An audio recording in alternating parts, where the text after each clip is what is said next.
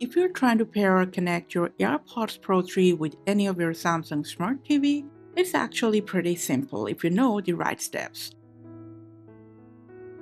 So for that, first, let's open the lid of your AirPods case. If it's on pairing mode, it'll show flashing white.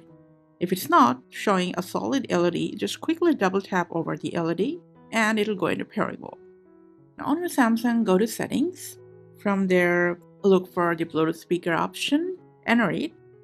If you got any previously Bluetooth devices paired to your Samsung device, it'll show up in here. And at the end of this list, in a moment, your AirPods Pro's name will pop up. Just go ahead, hit the name, and then select Pair and Connect.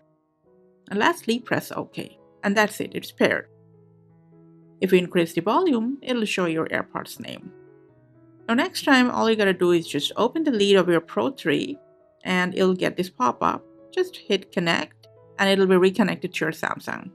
Or you can also go to the settings, from there to the sound output settings. And from here, you can switch it between your AirPods Pro 3 or the TV speaker anytime you want. And that's it. Enjoy your AirPods Pro 3 with your Samsung TV. Thanks for watching.